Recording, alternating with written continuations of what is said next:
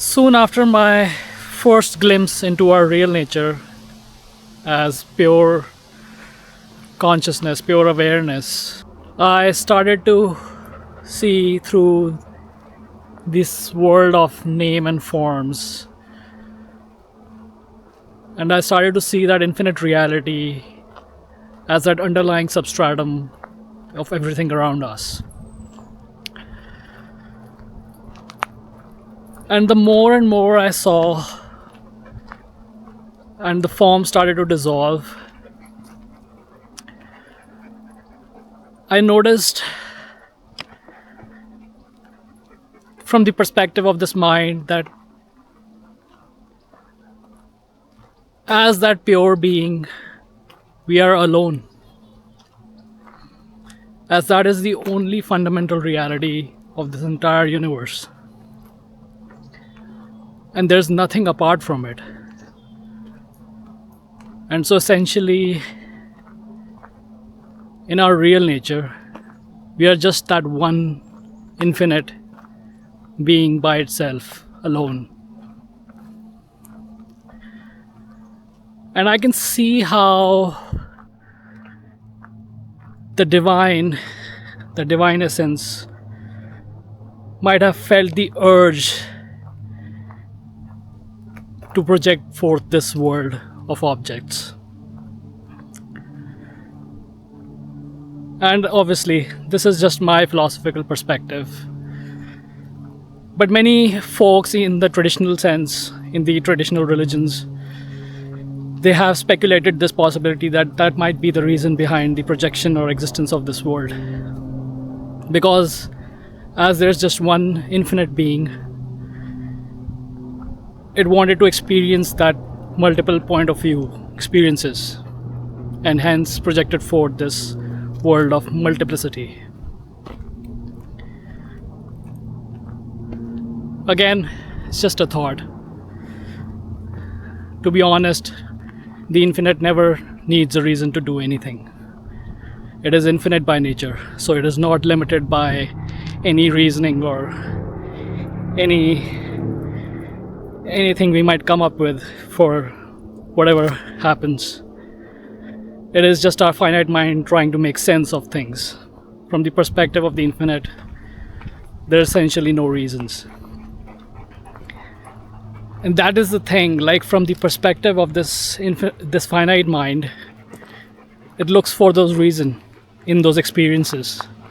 Even in the worldly experience, or even this supreme experience of its divine nature, it tries to find the reason that there might be something behind for its existence, or for the existence of this world around us. And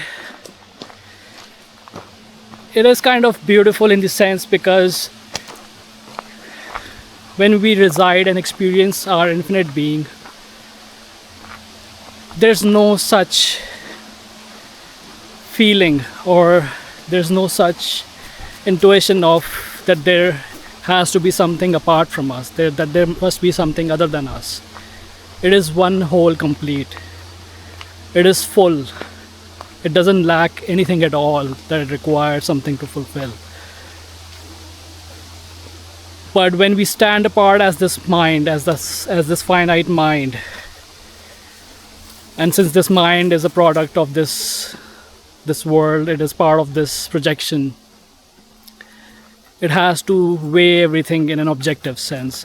And so this finite mind, in an effort to appreciate the infinite, it sees it as the only thing. It sees that it is the only reality there is, and that it is alone. It is just one. Because all this mind is used to is seeing other things apart from itself. But when it experiences that infinite one being, one unity, it automatically also sees the side that is alone, that it is just one by itself.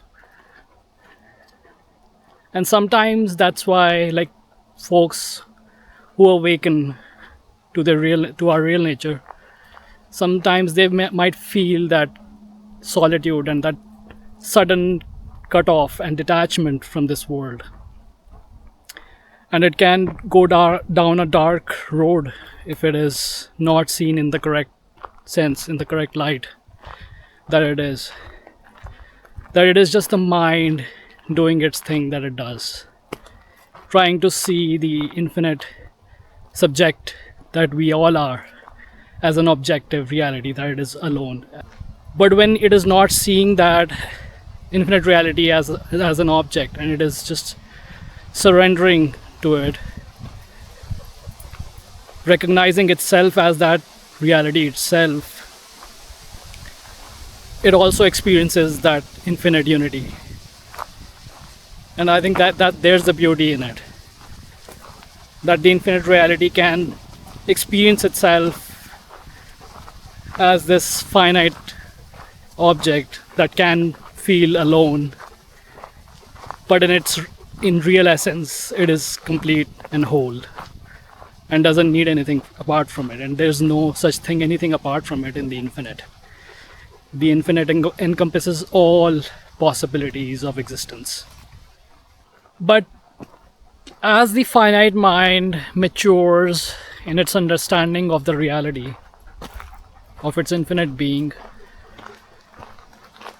it begins to understand that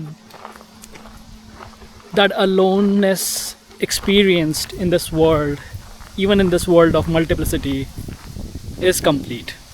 Even while, not just while residing in your pure being during meditation or certain spiritual practice, but even while experiencing the objects and things in this world, the mind begins to see the unity while experiencing through the senses, and begins to see that aloneness is also complete. It is not. And even in a relativistic sense, even in the worldly sense, there's a huge difference between alone and loneliness. Many folks who experience loneliness, it doesn't depend on whether they are physically alone or they are among people, because they can experience that loneliness even if they're surrounded by people, because they are disconnected with their reality around them. While a person who might be completely alone, physically alone, might traverse through this world, flow through this world without an issue, without any feeling of loneliness. The person might be absolutely content and happy in his solitude. And that's the poetic beauty of it.